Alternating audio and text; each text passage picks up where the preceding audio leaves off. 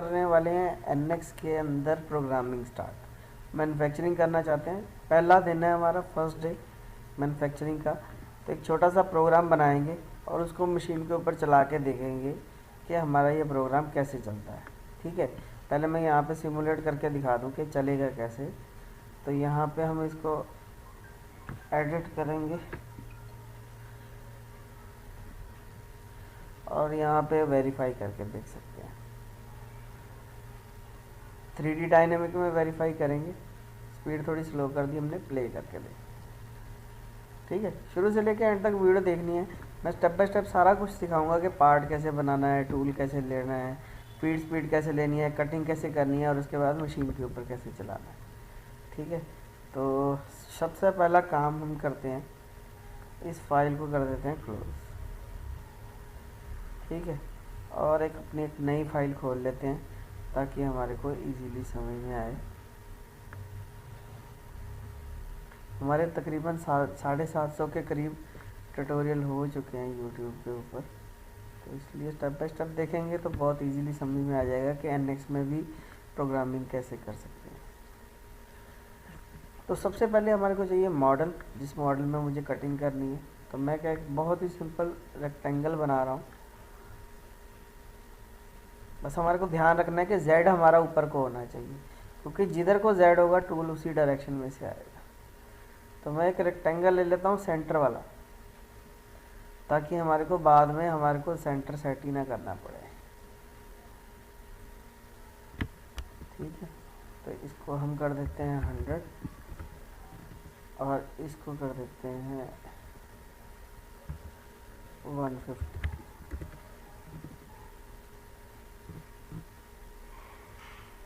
ये मैंने अलग अलग इसलिए दिखाया ताकि तुम्हारे को समझ में आए कि एक्स किधर को होना चाहिए और वाई किधर को होना चाहिए। ठीक है, तो अगर कोई दिक्कत होगी तो हमारे को समझ में आ जाएगा पहले ही कि हमने गलत रखा हुआ है। तो इसको मैंने 20 mm एक्सट्रूड किया हुआ है। ठीक है, तो अब देखो कोऑर्डिनेट सिस्टम मेरा ऑटोमेटिकली पीस के सेंटर में आ गया।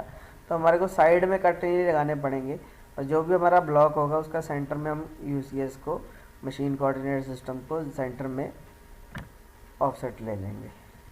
ठीक है, सेंटर 0 0 कर लेंगे। कॉर्नर में भी रख सकते हैं, यहाँ पे भी रख सकते हैं, कोई फ़र्क नहीं पड़ता। उसके बाद जो शेप मुझे बनानी है वो बना लेता हूँ मैं। एक्सट्रूड कट लेते हैं और इसी फेस के ऊपर एक रेक्टेंगल बना लेते हैं। और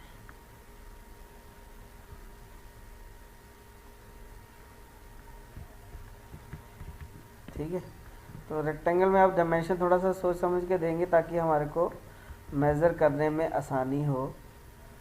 तो हम ये डायमेंशन जो 14 आ रही है इसको कर देते हैं 15 और ये डायमेंशन को भी कर देते हैं 15।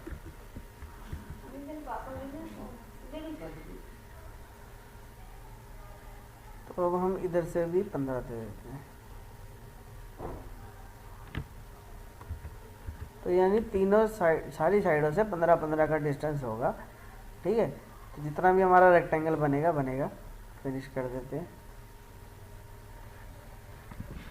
और क्योंकि सिर्फ हम प्रैक्टिस करने के लिए, डेमो वर्क के लिए बनाना चाहते हैं प्रोग्राम, तो हम इसकी वैल्यू दे देते हैं 10 mm।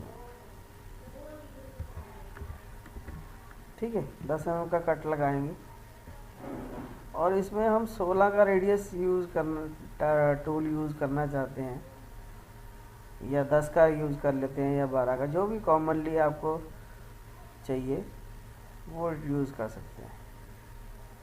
तो इसलिए मैं यहाँ पे कम से कम जो है, सॉरी, अगर कोई लाइन गलत सेलेक्ट हो जाए तो शिफ्ट दबा के दोबारा छोड़ सकते हैं। तो यहाँ पे हम 20 का रेडियस बना देते हैं ताकि अगर हम 20 ज़्यादा लग रहा है, इसको 18 का बना देते हैं। चलो 16 का बना देते हैं। ठीक है, 16 का ठीक लग रहा है, तो हमारा 10 का टूल भी चल जाएगा, 12 का भी चल जाएगा, 16 तक सारे चल जाएंगे। ठीक है, अदरवाइज मुझे छोटा टूल लगाना पड़ेगा।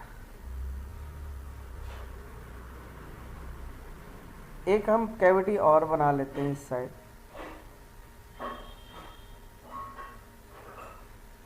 ताकि हमारे को ये भी समझ में आ जाए कि मेरी रेक्टेंगुलर शेप कैसे चलेगी, और अगर मेरे पास कोई सर्कुलर शेप आ जाती है तो वो कैसे चलेगी।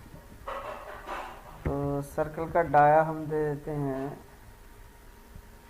60 का, ठीक है।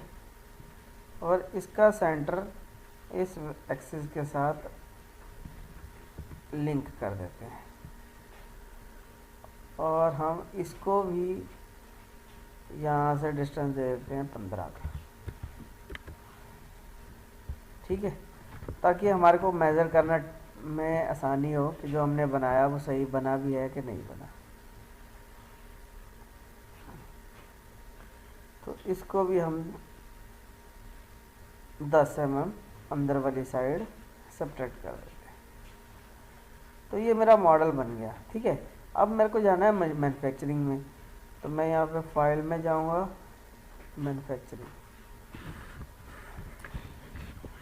यहाँ पे हमारे को लेना है कैम जर्नल, और यहाँ पे हमारे को लेना है मिल कंटूर, क्योंकि हम कंटूर कटिंग करना चाहते हैं। तो हमारे पास यहाँ पे तो बाय डिफ़ॉल्ट ऑपरेशन नेविगेटर में ज्योमेट्री आ रहा है, पर कई बार ही हो सकता है आपके प्रोग्राम ऑर्डर व्यू आ रहा हो, तो हमने यहाँ पे खाली जगह पे राइट क्लिक करके ज्योमेट्रिक व्यू कर देना है।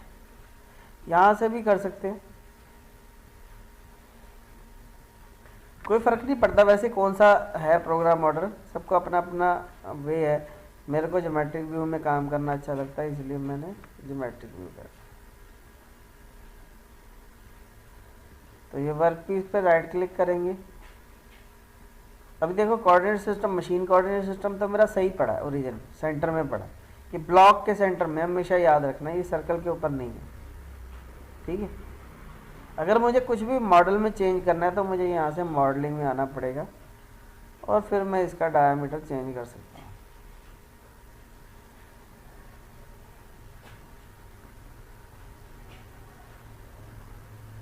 ठीक है। तो इसका डाया हम 50 कर देते हैं, क्योंकि वो देखने में कन्फ्यूज़न कर रहा है कि मेरा ओरिजिन जो है वहाँ तो नहीं है, तो हम इसको 50 कर लेते हैं,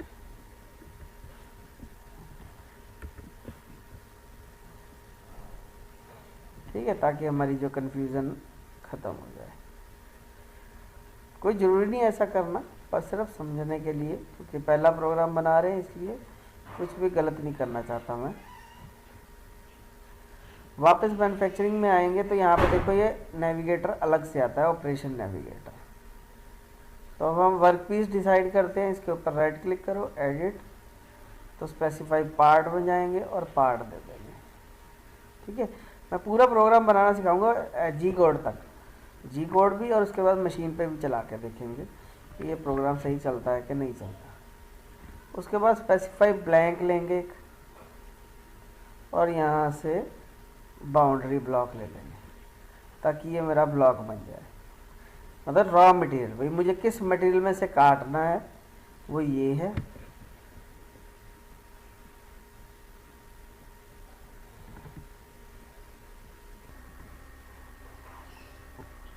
ओके। तो ये हमने वर्क पीस ले लिया, ठीक है। इसके ऊपर राइट क्लिक करेंगे, वर्क पीस देंगे, ये मेरा पार्ट है, ये मेरा ब्लॉक है जिसमें से मुझे कटिंग करनी है। मटेरियल हमारा कार्बन स्टील है, अगर हमारे को चेंज करना है तो हम यहाँ से चेंज कर सकते हैं।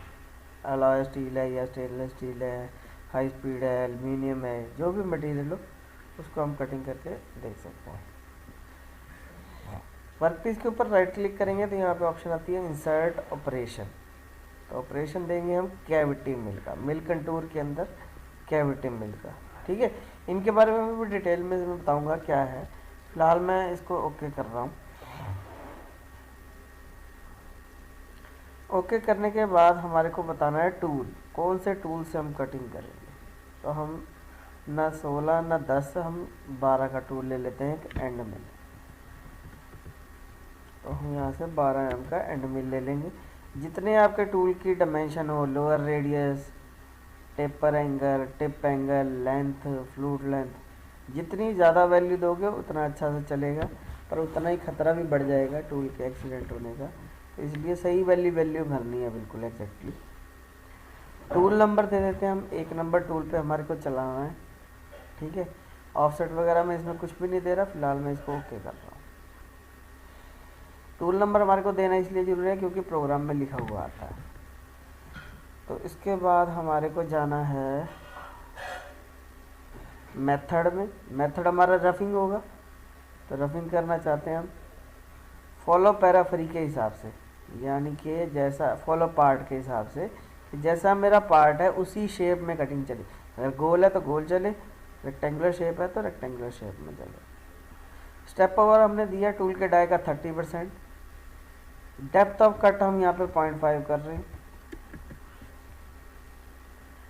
और इसको कर रहे हैं जनरल। इसमें यहाँ पे हम फीड स्पीड दे देते हैं कि आपको फीड स्पीड कितनी देनी है।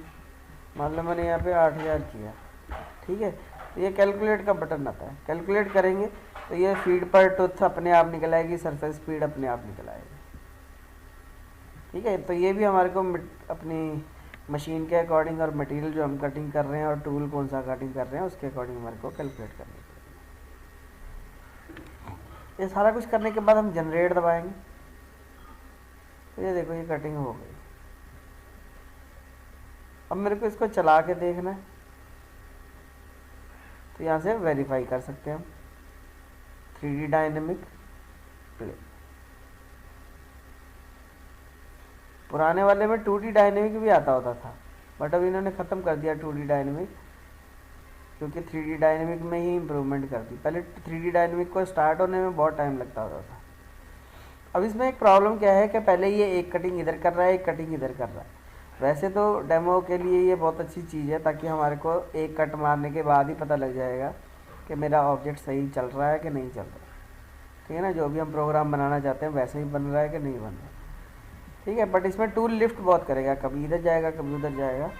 तो इसको अवॉइड करने के लिए हम क्या करेंगे, कट लेवल, यहाँ पे कटिंग पैरामीटर में आ जाएंगे। कटिंग पैरामीटर में यहाँ पे कट ऑर्डर लिखा है, इसको हम कट ऑर्डर को लेवल फर्स्ट की जगह डेप्थ फर्स्ट कर देंगे। ओके, तो देखो मैंने सिर्फ एक चेंज किया, एक चेंज करके मैंने इसको जनरेट किया, तो प्रोग्राम टोटली चेंज हो जाएगा। तो ऐसे ही जितने भी पैरामीटर हैं हमारे को अगर थोड़ा सा हम चेंज करेंगे तो सब बहुत कुछ चेंज होगा, इसलिए सोच समझ के ही क्लिक करना है कहीं पे भी। अब मैं वेरीफाई करके दिखाऊं तो ये कुछ इस तरीके से चलेगा।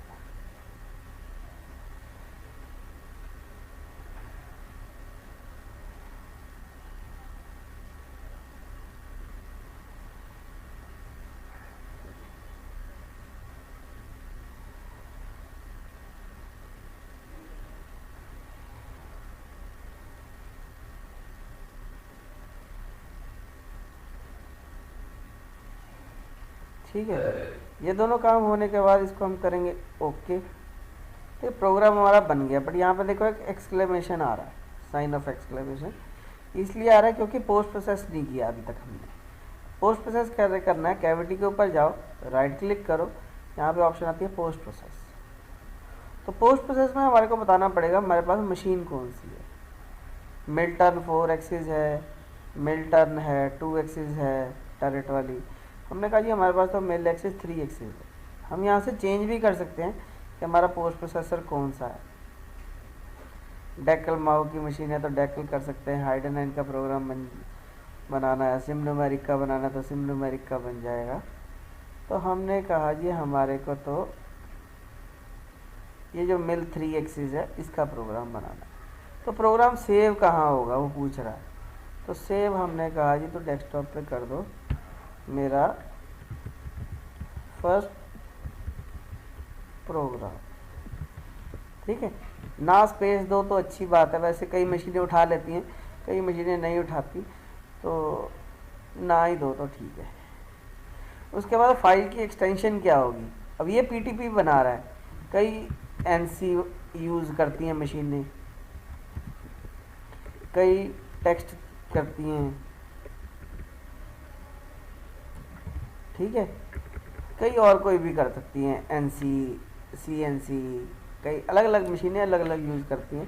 तो जो भी आपकी मशीन यूज़ करती है यहाँ पे वो एक्सटेंशन डाल दो और इसको कर दो ओके। तो ये प्रोग्राम हमारा जो है जनरेट हो जाएगा। तो इसमें T01 है, ये देखो अपने आप आ गया, G43 लगा हुआ आ गया, ठीक। फीड स्पीड G90 भी लगा हुआ आ गया, जितनी हमने स्पिंडल स्पीड दी वो भी लगी हुई आ गई, ठीक है। तो ये सारी प्रोग्राम जो है हमारा ऑटोमेटिकली जनरेट हो गया, और ये प्रोग्राम एंड का एंड भी हो गया, देखो।